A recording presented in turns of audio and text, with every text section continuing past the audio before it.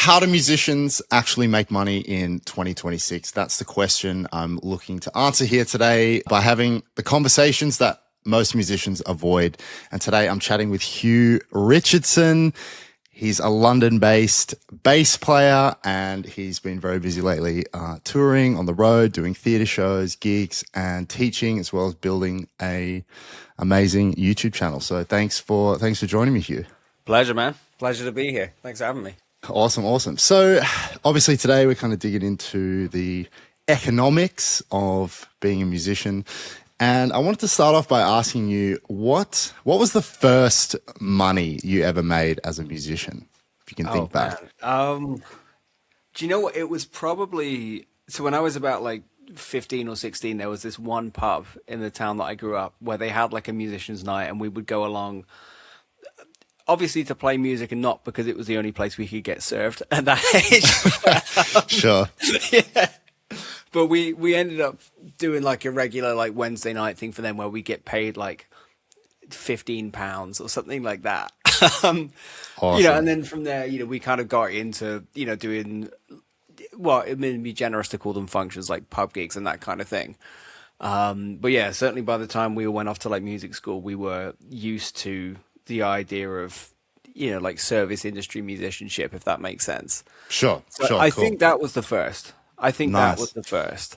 And it sort of Nice. snowballed from there, luckily. Yeah, awesome. And early on, or even still, like, did you ever do other jobs, like other side jobs to kind of support yourself while you're going through uni and that Besides sort of thing? music? Yeah, like outside of music. Yeah, well, I mean, to be honest, it was kind of drummed into us it's like certainly from the time that we got to music school that there has to be multiple strings to your bow. So like I remember when I was actually working up money to go to music school, I took I think I had 3 jobs. So like one was, like I worked in a pub. I worked in the box office of a local theater, like a couple nights a week. The pub was a couple nights a week. During the day, I tested computer chips at this, electronics factory, which was like the most horrendous job. I mean, I was very glad for the money and it was kind of easy, but like you had to go into this special room at I think my shift started at 7 o'clock in the morning, right? So you got to go into this special room that is devoid of all static electricity because if you got any static in your body, it might fry the chips as you test them, right? Right. So picture this, you get up at horrendous time in the morning, like 5:30 in the morning to get there on time. So you're down on sleep. Like I'd finished working in the box office 11 o'clock the night before. And when you go in, you've got to put on this special bracelet.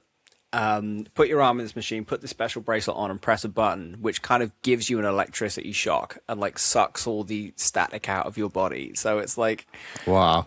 that's I mean, forget cold plunge in the morning, mate. It sucked. It was horrendous. No. So that was before uni, you were saying? Yeah, that was Okay. before uni. And then luckily by the time I got to music school, we were in this really fortunate position where the school, as we moved into it, was kind of expanding, which meant for a lot of their performance classes, were down on certain instrumentalists. So typically drummers and bass players. So we could take maybe an extra 12 hours of performance classes a week. But the cool thing was for rhythm section guys, they actually agreed to pay you a little bit to come and do it. Oh, nice. Yeah, so it worked out really, really well. I mean, and also at that age, you just want to be playing the whole time. So we were like, well, if we can take a gig doing this, we can get to know everybody. We can obviously get way more experience. We can get to know all the tutors. Totally. Yeah, and I think in terms of actually developing some sort of network that you could monetize through gigs or through whatever, that was a real step up, which we didn't really clock at the time. Okay, cool. So coming around to sort of where you're at now, how does your income as a musician break down into different kind of segments? So what percentage would you say comes from playing live? I know you've been on the road a little bit, doing some touring, that sort of thing. What percentage of it comes from teaching? Give me a bit of an idea of what it looks like for you now. Yeah, for sure. So for certainly for last year, kind of like last year and kind of comparing projections to this year, because it's like the end of March for this year. So last year, I'd say is probably about 90% touring. Like I did about 10 months on the road with a theater show. I did some like artist gigs and all this stuff.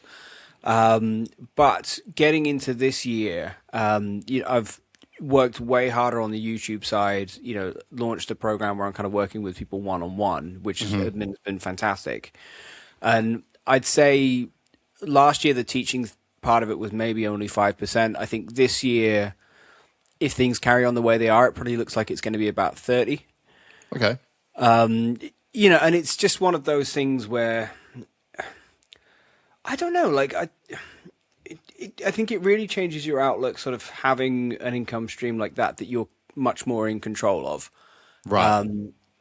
Whereas, like, I used to teach at a music school, and like it was fantastic. Like I loved it, and the students were great and everything. But the times of the year are obviously set by semester times and term times and all that sort of thing. And that's fantastic in January when you haven't got an awful lot on, but when it's maybe around September time, or like if you do summer classes, it's a massive problem because like performance times are, that's the height of when gigs are. So right now I'd say it's probably looks like it's going to be about 30% teaching this year, maybe 35, depending on how that goes. With performance and recording, I think that's going to make up the rest. I mean, with the success of like the teaching program and sort of what that's coming through with YouTube, it obviously makes you wonder, okay, like, well, what else could I do? Like, I mean, weirdly, I was kind of quite, even though I never really followed it through, quite early to the trend of like online and remote sessions. Like, one of my old teachers who was a drummer, he got me into it because he was like very, very big on it, and I think he still does very well out of it. So like remote recording sessions. Remote recording sessions. Sorry. So he was very, very early to the punch and did incredibly well on it.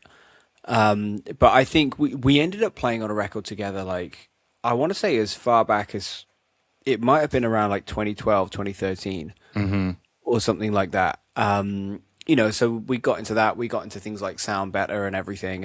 And but the huge advantage of learning a bit about YouTube and social media and how to reach people is you kind of it makes you think, okay, well, if I can do teaching and find people that way, like what else could I do? Like nothing is kind of out there yet, but hopefully it's a question I'm going to be like asking, so to speak, later this year. Sure. And just to be clear, when you say what else can you do, you mean online specifically? I think this is what I want to try and figure out. Like, I mean, obviously, like online is part of it for sure. The thing that's amazed me since I got better at YouTube and since like some of the the videos and the channels have started taking off is like the range of people that the videos are reaching has just been amazing. Like you kind of assume, I think when you first put this up, that it's going to be hobbyists and that sort of thing, and some of that is true. But some of the videos that have done better, I've like a couple of times this has happened. Like I'll be looking through the comments and a comment will be like, oh hey, it's such and such from this school, like music school I used to teach at, and you're like, oh okay. And then like maybe I'll get a text message from like another bass player that I know, and they're like, oh yeah, you really like that video, and you're like, okay, you're obviously not here to learn from this, but all the same, the content is still finding you. Sure. So if you were to put out something that's kind of aimed at, offering your services to like, professional producers or whatever, it can clearly still find them. So it just makes you wonder, okay, like maybe that might book some online sessions, but you also think, okay, well, plausibly this could also kind of get people involved to book you for maybe a tour or a gig. Like I don't really know yet, but it feels like there's a thread to pull at, if that makes sense. The other thing I was going to ask you is like with that kind of breakdown of, so it sounds like the main source of income for you has been like touring and kind of playing, dipping a little bit more into the education thing. How has that mix, I mean, I know you said it's sort of been a significant change this year so far, but like, how has that mix kind of changed over the years? Is it sort of wax and wane, or has it been pretty consistently playing and touring as Ooh. being your main source of income, or has it changed? I think it's been fairly consistent, playing and touring. I mean, I'll say I've been very, very lucky. Certainly over the years, certainly since we came out of, to be honest, in a sense, I was going to say since we came out of lockdown, maybe even a bit before that. So, about it, do you know what? It will be 10 years ago this November. Christ. That's crazy. But so I joined, Bad Out of Hell, the musical. We did a promo event November 2016. Then we started the show properly 2017 in January. Right. And we did, what did we do? 3 months in Manchester, 3 months in London. It went to Canada, but we couldn't go, which weirdly then I did dip back into teaching and all that stuff. But then for 2018, we were in the West End the whole year. 2019, it was off, and I ended up doing a bit of teaching. I did a bit of like depping on other things. But then since we came out of the pandemic, a lot of it has been like touring and playing with that. And the teaching side of it has kind of taken a back seat. Like we did I think in September 21, we did a UK tour, which was like 9 months. Then we had an international tour, and then it was off for a little while. But then last year we finished another UK tour, which was about 10 months. So I've been very fortunate that one gig has come round. And there's been other bits and pieces. Like there's another artist that I play with. Like we had I think it was a support tour for about 7 weeks. We did around the UK. So like, cool. I've been very fortunate that those things have dropped into place. Sure. But saying that, I think the question of kind of how to redress the balance a little bit has been in my mind for like a long time, if that makes sense. Because I've been following, quite a few other people that do this to like a really high level, where they're making like ridiculous sums of money. And, I can't honestly say that that's, quite the goal at this point, but it's, just sort of, I think wanting to kind of ground yourself for a little while and have a little bit more autonomy of like, okay, well, it's not quite the end of the world if you don't have the next gig to go on to has been something that's been like a question to think about for a while. I'm interested in your thoughts on why do you think musicians don't talk openly about money, or that it's like a taboo to kind of talk about finances and income and that sort of thing? I think there's a good and a bad answer to this. Like, I think the good answer is like, I think, well, particularly, maybe it's a particularly British thing. Like, obviously we don't want to sort of like, on the one hand, overreach into people's personal lives and all that kind of thing. Like, I completely understand that. I think that's fine. The downside of this is I kind of feel like it's a bit,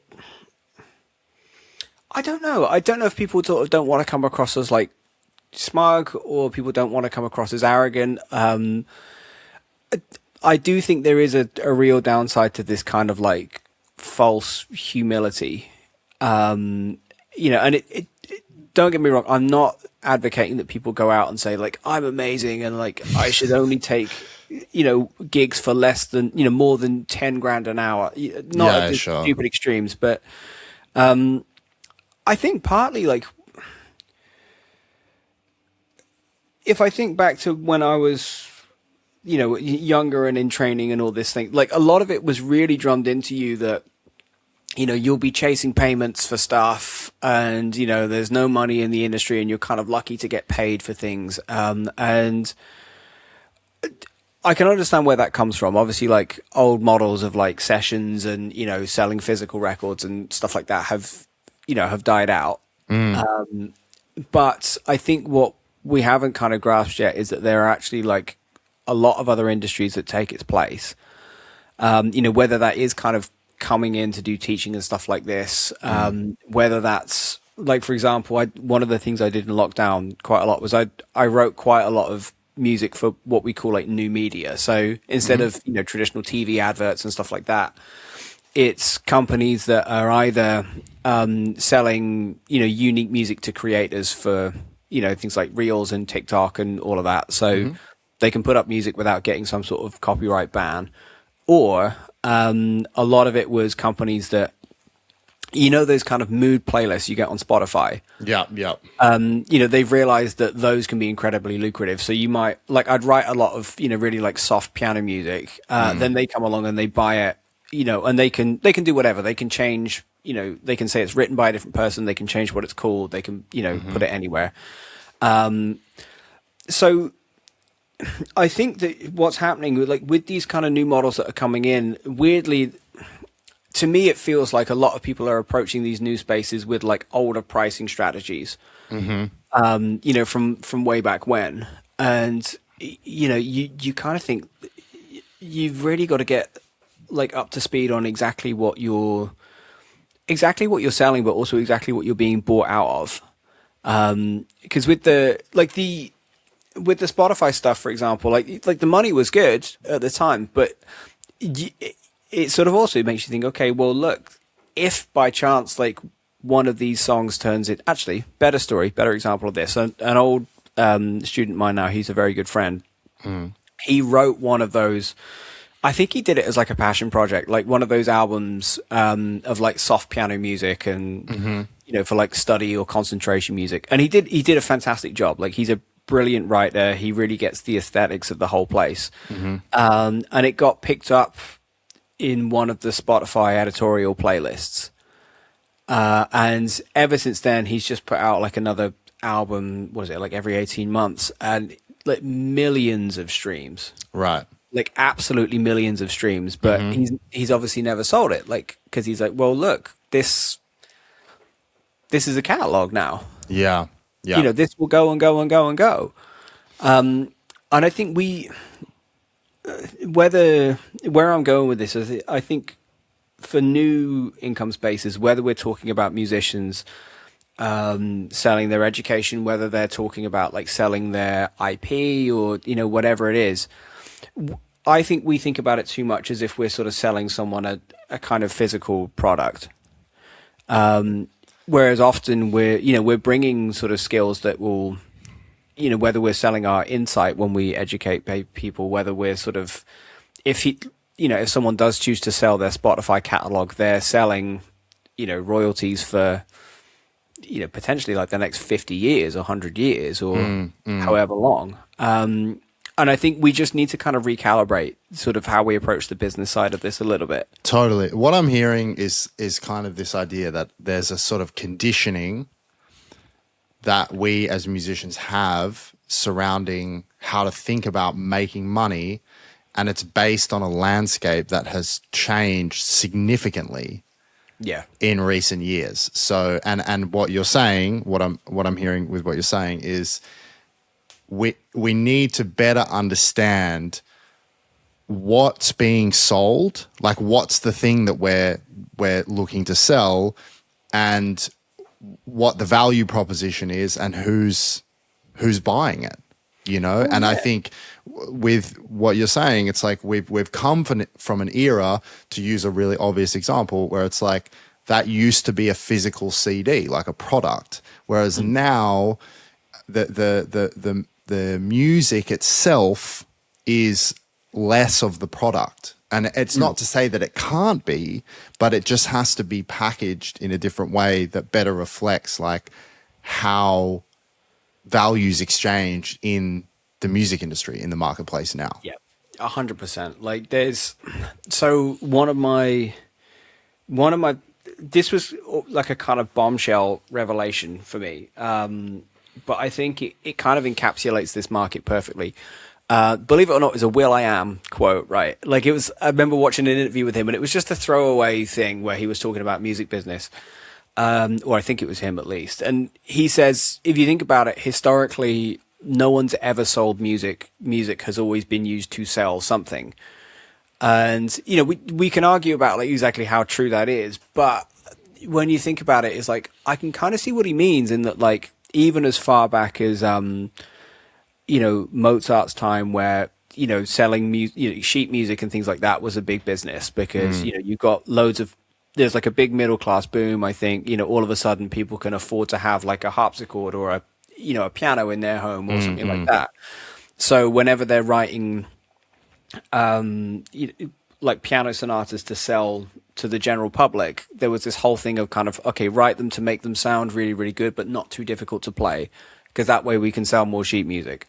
Don't call them piano sonatas, because if someone's bought a harpsichord, they won't buy a piano sonata. Call them keyboard sonatas. That way we can sell to both. And you kind of see that come up a lot, whether it's, that through, or like public concerts were a huge thing in that time. And again, that was, there was a big marketing push behind that, even through to things like selling, cassettes and vinyl players and, CDs and whatever it might be. And I think I don't want to say it's the modern equivalent of it now, but there's some sort of parallel with I think social media these days is like, you are building a lot of brand power, even if you're not like a massive creator, which I think most musicians aren't, and I don't think most musicians want to be. But you can do sort of significantly better by having, using music to build that sort of brand power and build that kind of credibility, and use that to monetize in some way, whether that's lessons, whether that's being an artist, getting booked for gigs, like Corey Wong, I think is phenomenal at that side of it. Whatever it might be. What are your thoughts about the music industry as a way to make a decent living today? Like, are you kind of optimistic? Are you kind of pessimistic? Like, honestly, very optimistic. If I'm honest, like, there's like a different skill set that comes with it, I think, these days. Meaning obviously, sort of learning how to market yourself and do socials and all that kind of stuff. It's a very different job from, to be honest, even from what it was like 15 years ago. However, I think if you are, creatively minded in any sort of way, I think it's a fantastic time to do it. I totally get what people say about, things are kind of changing a lot and, things are very, very difficult. And why can't you, make a living just playing the instrument? And like, I get it. I get the frustration. However, I think kind of in any industry, one, you do need to meet the market where it is.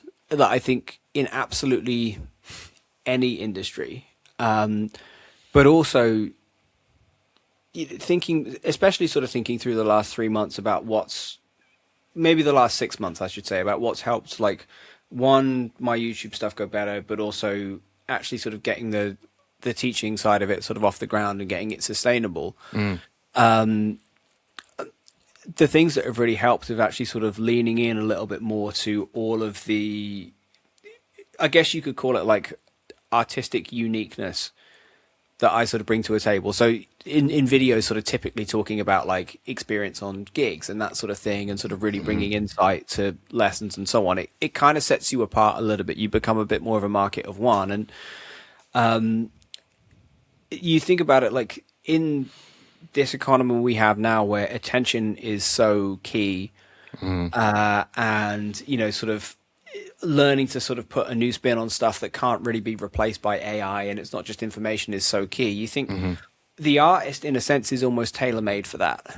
Art by definition is about sort of capturing and engaging people's attention. So what I hope we're moving towards is another period where people start to think, okay, well, if I can learn all these social skills and monetization skills, that kind of frees me up to make, and it's also in my best interest to make as good art as I possibly can. I love that.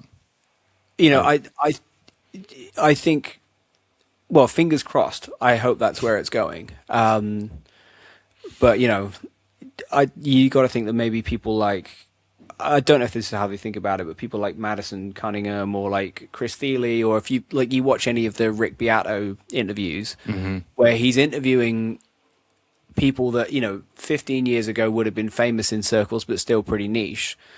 They're now getting like millions of views, and it's like, he's a monster of the current age. But anytime there's a new interview that comes out, like I'm like, this is way better than like the BBC documentaries of 20 years ago. Sure. Yeah. Yeah. There's more of an accessibility as well now. Yeah, you're right. Yeah, and it grabs you. It's kind of like this is.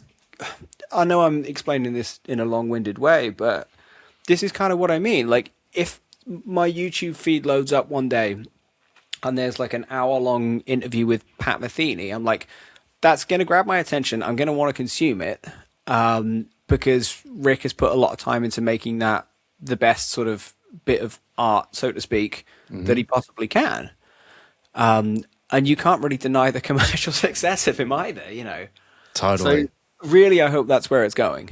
What's the best money you've ever spent on something to do with your music career? Oh, the best investment. Oh man, that's a. I've got to give you a few answers. I can't give you one. That's too hard. That's Okay. Matt. So, okay. So from a performance point of view, like get a good instrument. Like all of the social stuff is fantastic, but if people come and see you play and you can't actually back up kind of what you put out on socials, you will get destroyed. Yeah. I don't know if you watch any of like the Danny Sapko videos. Yeah. But like, and he's calling people out and it's like fair enough, but you have to be able to deliver what you actually talk about. Sure. So get a good instrument. That's the one thing. I remember taking the Ed Lawrence YouTube course, which again was sort of phenomenal for, just learning about how to present ideas properly to people, learning how to, edit well, learning how to actually build some sort of strategy around social media. And also learning that like you don't have to be chasing more views. Like, Sure. I think that's the biggest thing. And then the other thing, in terms of one of the actual best investments, like this will sound a bit like weird and Jordan Peterson, but so one of the best investments is, you can't see it, but I bought myself a really good like wide space motorized standing desk. Awesome. Which is sick. So like, because the other side of it is like, we can't deny this is a lot of work, whether getting good at an instrument, the socials, all this kind of stuff. So get yourself a good setup and make it in a place where you're happy to sit down and spend like 6 to 7 hours a day. Yeah. That's great. Because you've actually got to be happy to put in the time. Totally. Last question. What's the worst money you've ever spent on your music career? Oh, God. What's the worst money? Okay, so the biggest advice I can give, and this is summed up in sort of spending money badly, is if something is working for you, don't deviate from what works. So I think we kind of have, I don't know why humans do this, like we're all idiots and it's all our own fault, but we have this thing where, let's say if something becomes successful, like whatever it is, learning an instrument, trying to lose weight, trying to make money with the business, trying to whatever. Once we're kind of 3 months into success, we tend to think of it as like, it's become a kind of trait of us that, okay, well, we're now successful. So we can kind of stop doing the things that were working for us before. And I had this a while ago where I'd been using, basically when I make videos, I've got like a bunch of insights and data I use to kind of make sure it's crafted the right way, it's going to appeal to people and sort of explain things the right way and so on. And I have like a little workflow and a GPT that I've kind of refined over the time to help me, make sure I'm speaking clearly. And then it's been working great. Like people are subscribing, emails coming through, sales are coming through. And then this thing popped up. It was for like a different kind of AI, where I was kind of thinking like, oh, this kind of looks cool. It's like you have, essentially like, a bunch of different GPTs that you can kind of all train and they can talk to each other and all this sort of stuff. And I was like, oh, I should, pay for it and switch. And like, it wasn't necessarily that expensive, but like I wasted so much time. Right. Just so sat with this thing. And I was like, look, if I just sat and stayed with this thing that I built and was working, like I would, saved myself a lot of time. I probably would have made a fair bit more money as well. But also, like, if something is working, like, just keep going. I think there's that. Is it Hormozy that's got that thing of like success is actually really boring? You just figure out what works. And you just keep doing it. Totally. Yeah. Well, it's that thing. Yeah. It's like, if it ain't broke, don't fix it. Well, yeah, exactly. Yeah. Exactly. Thanks so much for joining me today. It's been great chatting with you. Where can people find you on your channel? Oh, man. So the YouTube channel is, if you just search Hugh Richardson, it will come up. You'll find me there. Instagram at Hugh Richardson, and then Instagram for the bass lessons, which I need to, well, get back on. YouTube's been keeping me busy, is at Hugh_Richardson_bass_lessons. Wicked. Awesome, man. Thanks a lot. And my pleasure, man. Have a great rest of your day. You too, man. Speak to you soon. Cool, man. Bye-bye.